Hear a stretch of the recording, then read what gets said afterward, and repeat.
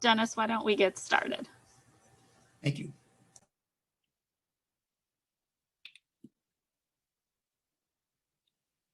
Good afternoon, I'm Dennis Galucki, and welcome to the 412th Imagine Buffalo program and another great virtual Imagine lecture hosted by the Buffalo and Erie County Public Library. Thank you so much for joining us today. This program is created by the Center for the Study of Art, Architecture, History, and Nature and ImagineLifelongLearning.com. Now, we're going to start with our speakers shortly, but first, a little housekeeping. Everyone watching will be muted during our speaker's presentation, which will last about 15 minutes or so. We'll have time for questions at the end. If you do have a question, please type it into the chat box and we'll get to as many as we can. This program is being recorded. You'll be able to watch it again later on the library's Facebook and YouTube channels and share the link with your networks. As a reminder, Life Willing will be here on Zoom every Tuesday at 12:30 p.m. with a great lineup of local speakers. Now, this is the second Tuesday of the month, so our focus is architecture and design. And our theme is to imagine Greater Buffalo as a premier North American cultural and nature center. Now, it's the design element that I wanted to focus on today. How does a community design its preservation efforts? How does it look at its history and try to tell its story better? So our featured speakers today are going to tell us one example of that in beautiful Forestville in Chautauqua County. Aimee Rogers is the president of Imagine Forestville, a not-for-profit formed in 2019 and dedicated to the preservation and enhancement of their richly historic hamlet in order to have a lasting legacy of their heritage and to be a welcoming rural community for years to come. She and her husband own an old hotel in Forestville, which they rent out as an events facility. They raised and homeschooled their 5 children on a small farm nearby and utilized their ponies for providing pony rides at birthday parties and other special events. Aimee graduated from Brockport State College with a Bachelor of Arts in Physical Education and was an assistant manager at Gold Dome in Buffalo. Now, let's see. Here we go. Christiana Limniatis is the Director of Preservation Services at Preservation Buffalo Niagara. She oversees all technical and community services which work to expand and strengthen the reach of preservation education and best practices in Western New York. Originally from Albany, Christiana began her preservation career at historic Albany Foundation and has also worked as a preservation consultant in Louisiana and Tennessee. She holds a Bachelor of Arts in History, Political Science from the College of St. Rose and completed her coursework towards a Master of Arts in Historic Preservation Planning at Cornell University. So let's welcome both Aimee Rogers and Christiana Limniatis. Hello. Thank you, Dennis. I will go ahead and share my screen so we can get this started. So again, thank you, Dennis, for that introduction. Aimee, I'm so happy. I said this to you before everyone else came in. Very happy to see your face. It's been a minute since we've been in the same room.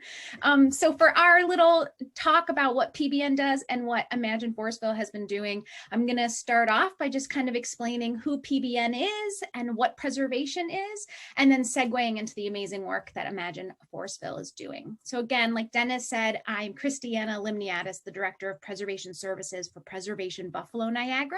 Our mission is to identify, protect, promote our unique architecture and historic legacy, and to connect people to the places they love in Western New York. We are your local preservation advocacy organization. While our name has Buffalo and Niagara in it, we actually provide services to the 5 westernmost counties of New York State. So any day of the week, we're on Zooms or calls dealing with preservation issues from all the way up in Lockport to all the way down to Forestville and our southern counties. When we talk about what historic preservation is, here's a nice nifty definition that uses the word we're defining in its definition in that the green box there. But when it comes to historic preservation, essentially what we're talking about is a community coming together, whatever that community definition is. It could be a neighborhood, it could be a city, it could be a regional community, but that community coming together, identifying resources that they value and would like to retain in their built environment, and then taking those necessary steps to ensure that those historic resources remain for future generations. So the path of how each of those communities do those tasks is definitely going to be different based on the community, based on the type of resource that we're talking about, and what those issues are with that resource. What is the sense of endangerment with that property or that resource? When we talk about historic preservation, obviously, it has the word history in it. So we certainly focus much of our work on documenting the cultural and architectural history, the cultural and architectural significance of our community. But historic preservation is much, much more than just historical facts and pretty buildings, right? Historic preservation is an inherently sustainable building practice. Yes, it protects our culture and architecture, but it is also the most sustainable way to deal with our existing built environment. My little example I like to say is we teach you learn in school to collect every stray can and recycle every scrap of paper, but for some reason we seem to be totally okay with just wholesale throwing away completely usable buildings without even attempting to recycle those buildings. Historic preservation is recycling our built environment, our largest resource that we have. Kind of elaborating on that, why should we preserve? Conserving our built heritage, again, first and foremost, yes, it connects us and our community to our place, to the stories that created our place and those physical places that house those wonderful situations and occasions. It also helps to connect individuals to their neighborhoods by encouraging that public participation. So again, that sense of place, that sense of community is inherent in preservation work. But again, it's also important to understand there is that environmental and financial sustainability aspect of preservation. So it is the most economically and environmentally sustainable way to deal with our properties. There are many, many studies that have been completed in looking at New York State communities and in communities across the country that document how historic preservation is an economy driver, that it is a job creator. Not just from the physical aspects of historic preservation, the jobs that are created and the investment that is created by reusing our built environment, but then also from that heritage tourism point of view, that our history attracts visitors who then spend money in our community. And then we're able to better improve and develop our community based on that income that's coming in. And lastly, again, it's fostering all types of places that are attracting people and employers back to cities, towns, and village centers. You really don't get to entice people to move to your community if you have a bright, shining McDonald's. But if you have a really wonderful, original, historic downtown for your city, town, or village, those are things that you can use to entice people to come here. Because again, that sense of community that our historic built environment gives. I've been saying historic resources because technically when we're talking about historic preservation, what we are talking about is dealing with historic resources. Most often that historic resource that we're talking about are buildings. That's just percentage-wise, it's the most of our built environment are physical buildings. But in preservation, our policies and procedures apply to all of these types of resources. So buildings, structures, objects. This is one of the sculptures that are at the Buffalo Zoo. Sites, whether they're human-made or naturally made, sites can be designated and preserved. And then certainly historic districts are resources, which are kind of doubly resource, right? Because you have the historic district itself, the Allentown Historic District, the Hamlin Park Historic District. Those are individual resources. But then within that historic district, you're going to have all the individual resources that collectively make that historic district. And then when we look at historic preservation, I think a lot of naysayers out there think that this is something new coming out of left field. You're all of a sudden landmarking buildings and telling me what to do or whatever. They misunderstand historic preservation how. But it's important to understand that we have been doing historic preservation under whatever title we've called it over the years, but we've been doing it since this nation started. The first documented example of that, or major example of that, would be in 1816, when the city of Philadelphia purchases Independence Hall from the private owner that bought that. They didn't necessarily buy it because, oh my God, it's Independence Hall, but it was purchased because that owner wanted to tear it down and the city saw a viable reuse for that building. And now certainly it is one of our most important national historic landmarks, attracting millions of visitors each year, outside of a pandemic, certainly. And so we can't imagine Philadelphia or telling the story of our founding without that building. And it's here because of that decision that was made in 1816. We here in New York State also have some bragging rights because it is here in New York State in 1850 that it is the first documented example in the United States where a level of government, a municipality of some sort, purposefully purchased a building because of its historic significance. And that was done in 1850 when New York State bought Washington's headquarters in Newburgh. And so since 1850, New York State has owned and operated that site as some sort of commemorative educational facility. So again, we've been doing historic preservation for quite a long time. And all of those things that happen on local, state, and federal levels culminate in 1966 with the passage of the National Historic Preservation Act. And that is important because it establishes that federal policy and framework for completing preservation. So literally everything that you interact with today, preservation-wise, all of our programs and our policies all derive from that Preservation Act, either literally in that 1960 Act or from subsequent renewals and expansions of that act. So we really can, the beginnings of landmarking, the beginnings of all that we do today really go back to 1966 for that legal framework. So again, saving buildings isn't new. And I just wanted to throw this slide in there because yes, it's important to document our history and celebrate our history and have situations like this lecture series so we can learn more about the communities around us and what makes us significant about our culture and architecture. But that may be not enough, right? It's great to document and commemorate these sites, but if they're that important to commemorate and document, shouldn't they be important enough to retain and take those steps to ensure that we can keep using them into the future? That they aren't just these historic relics that we don't touch or interact with, but are things that are still part of our community. And so here's a graphic. The numbers are slightly updated, have to be updated. This was made before the pandemic, but just for looking at the city of Buffalo alone, we can see how few of our tax parcels, of our built environment is actually protected by local landmarking or recognized on the National Register of Historic Places. We look at the city of Buffalo, there are about 95,000 individual tax parcels, and only 4% of those are locally landmarked. Which doesn't really make sense when you know that about 80% of those tax parcels were built before World War II. So just from an age point of view, those buildings are historic, and yet we've only managed to landmark about 4% of those buildings. So our work is never ending. We're constantly doing more research to find these resources and then take those steps to ensure that they're with us in the future.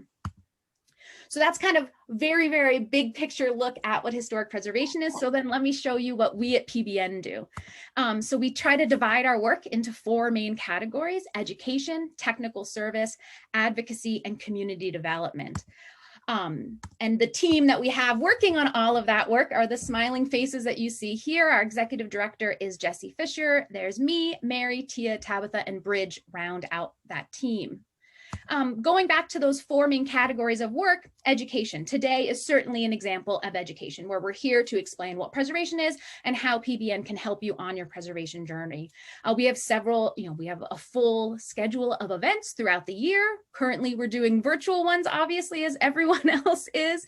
And we have 2 events coming up that might be of interest to you guys. The Little Brothel That Could, it's our building that we own at 72 Sycamore, where you'll be able to tour that building and learn about our progress on our project to rehabilitate that building. And then also, for those of you interested in doing more research, we have a research to landmark workshop coming up next week.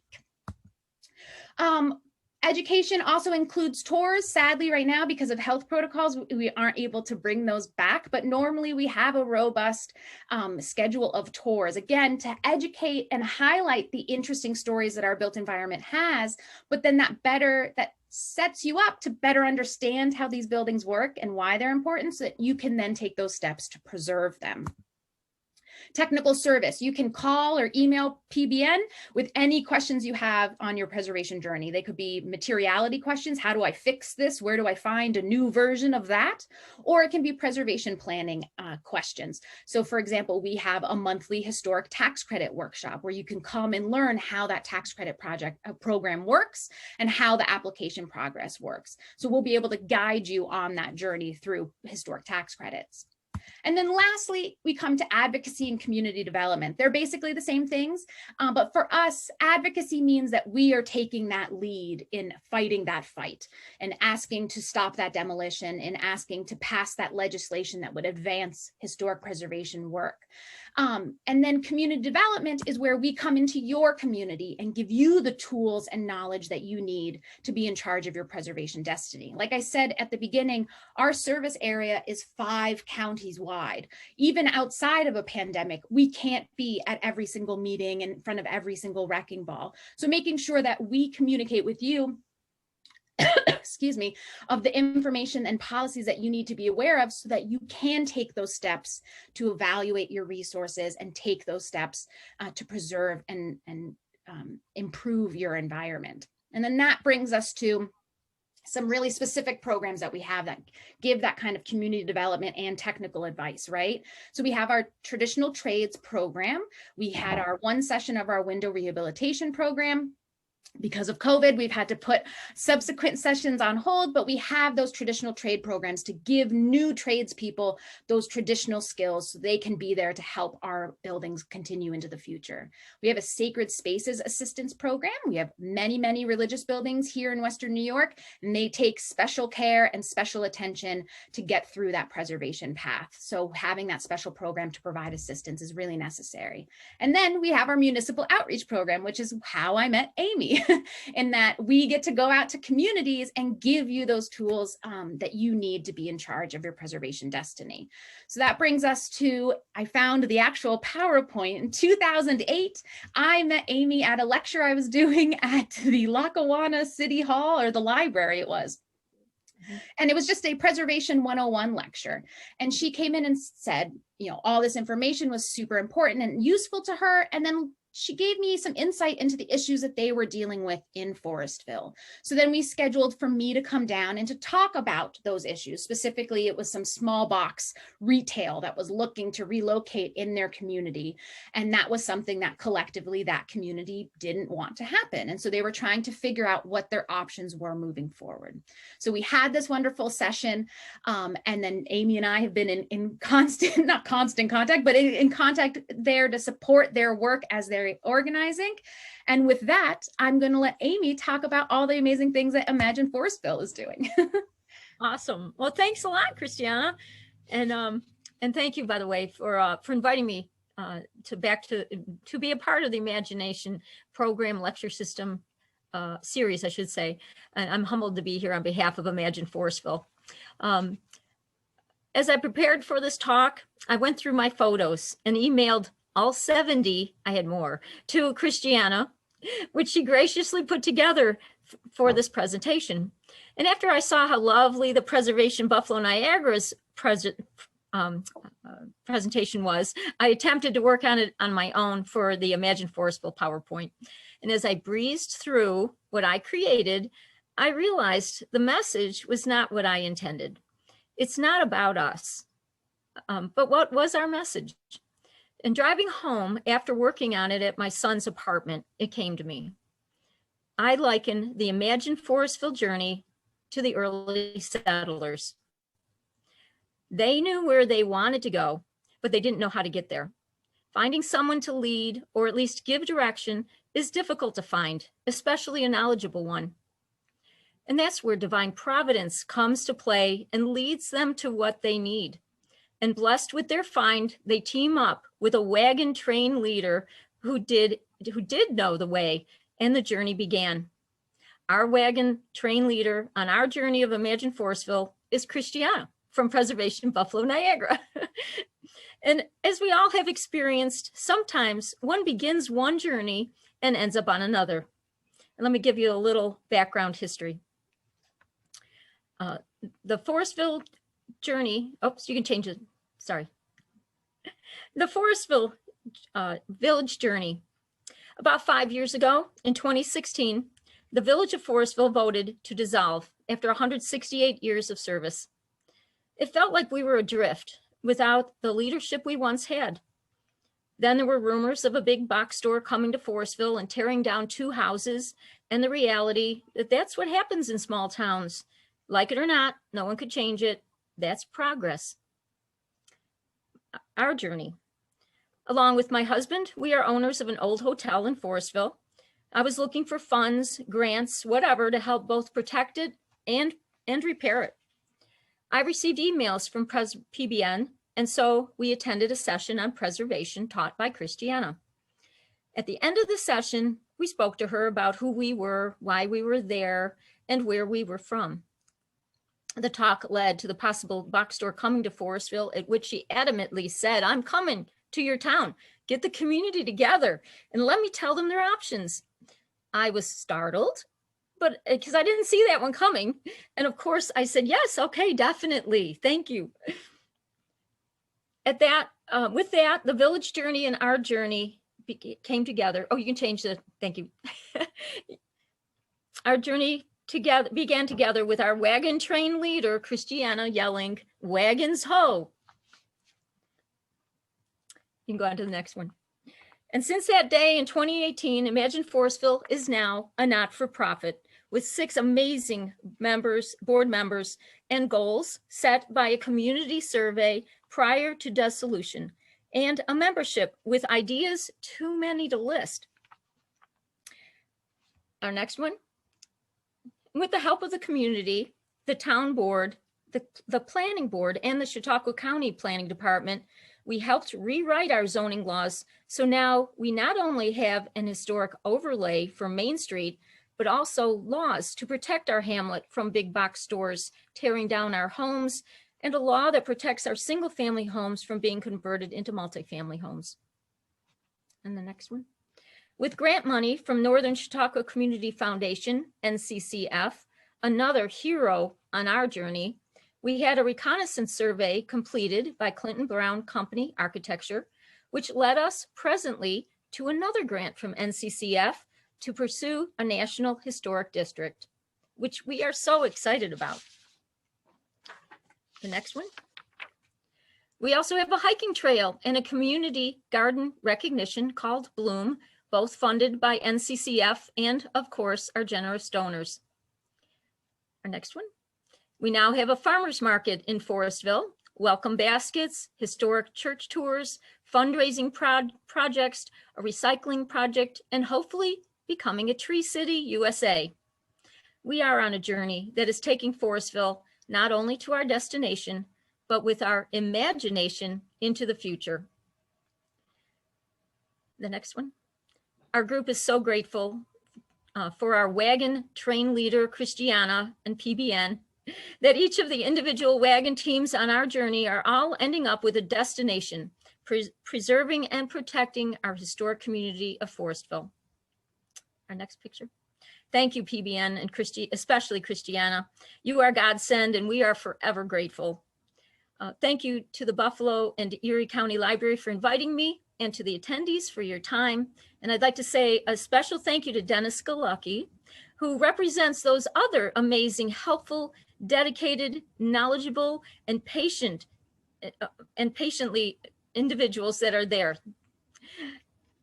pointing the way and giving hope and encouragement during not only the good times, but those trying times while on these life and historic journeys. I am blessed to know Dennis all my life. I love you, brother. Thank you. And wagons ho, let the journey continue. Thank you. Aimee, thank you very much for those kind words. And Christiana, great job of giving that the envelope of PBN Preservation Buffalo Niagara is a great service to this community. And as such, our thanks. Now, folks, if you have some questions, we got a little bit late start, so we're going to run over a bit, which is perfectly fine. Enter those questions in the chat box, and let's see if we have any at all. To start with, though, how has this pandemic helped you, not hurt you, Christiana, but helped you digitally to maybe get your reach out further, because you can't go and be in every small town like Forestville? How is that helping? I see your sound is off, so I don't know if that. There we go. There you go. Thank you. Sorry about that. Yeah, no, I mean, I have to say that since the pandemic started, you know, there's lots of industries that have had a slowdown, and that has not been the case for us. I think that our work has increased double, if not triple, what it was before. And it's for one of the reasons is exactly what you were just alluding to, because kind of everything was shut down. We're not competing with all the things that life has to offer that kind of push down the importance of maybe talking to your local preservationist on your to-do list. And so we have been able to use, you know, virtual connecting and be able to have those conversations that normally would have taken so much more time to schedule and get on board. So yes, virtual things of the pandemic has actually worked out very nicely for us. Our educational programming since the pandemic started, the attendance is through the roof. I have a monthly tax credit workshop every month, have this for the last 3 years. I think you look at before the pandemic, maybe I had a couple people each time. Every month on the webinar, I have a full house. I have like 20, 30 people who are signing up to learn about historic tax credits. So the accessibility of preservation right now is definitely increased. Good. Now, let's see. Melissa, do we have any questions? We do have a few questions. First of all, this sounds like exciting work. So tell us a little more about Forestville. How far is it from Buffalo? Well, that's a great question. We're not far at all. About 40 minutes drive, just south. We are, south of Silver Creek, about 10 miles south of Silver Creek. So not much off the thruway. It's a great little community. We're kind of nestled in a little valley. There's 2 little hills going up 30. You can go down 39 and then up 39. And when the down part, that's Forestville. It's a beautiful spot. That's what I was going to say. The drive into Forestville is definitely worth it. It's a really pretty scenery. And then Forestville is adorable little community. So it's a little icing on top. And you'll enjoy, if you drive out, there's some beautiful vineyards along the way. And if you, especially in the fall, open your windows and you can smell the fragrance of the Concord grape. It's awesome. Thank you. I hope I answered that well enough. Yes. Another question. Does the Campaign for Greater Buffalo have any involvement with Preservation Buffalo Niagara? They are another one of those great nonprofits that are in the city that work to improve our community. Right now, we don't have any overlapping projects, but we're both preservation organizations working to create a vibrant community. And here's another one that might just spark a whole different discussion, but old age doesn't necessarily mean historic. Shouldn't there be actual history involved before calling something historic? So I have to say that is an issue with just the terminology that we use in America. In other countries, in Canada, in Europe, it's not called historic preservation. It's called historic conservation, or not even using the word historic in it. So yes, ultimately there is something about history involved. But I think that we need to value our vernacular history just as much as we value those high style mansions and grand public buildings. Yes, those buildings are incredibly important to telling our story, but those regular ho-hum vernacular buildings is where actual life happens. And so there might not be some important human being who slept or died in that building, but regular human beings slept and died in those buildings. Our stories matter. And so being able to use the reuse of those buildings to help illustrate regular life is part of that historic record and something that I think is valuable. Thank you. Those are the questions that we've gotten so far. I'll add one more. Aimee, that was a good analogy with the wagon train. And especially because when I saw the pictures of the various people that have now added their wagon, hitched up to your wagon train, if you will, it's good imagery and points to the leadership. The locomotive at the front of this is Preservation Buffalo Niagara.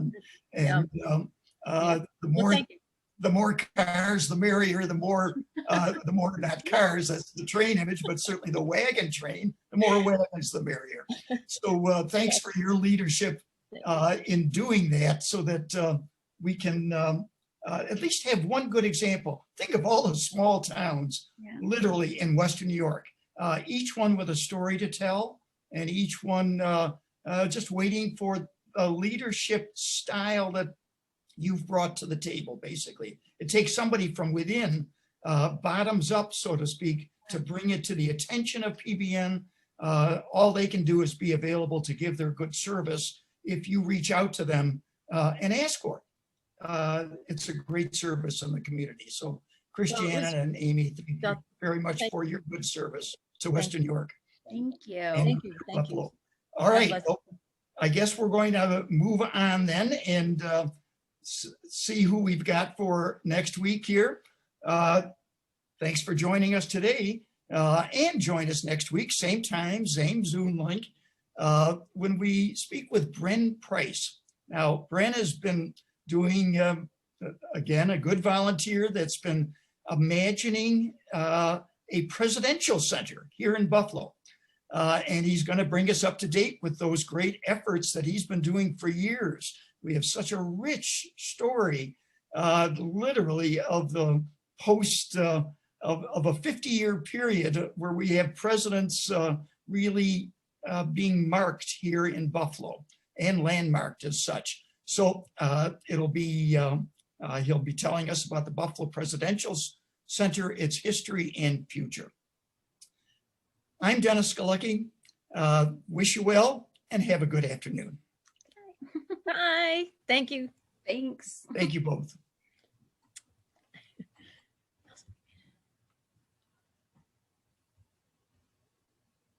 Sorry, you did it.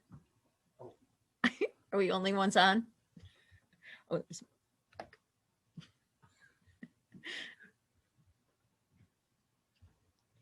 right, I'm going off.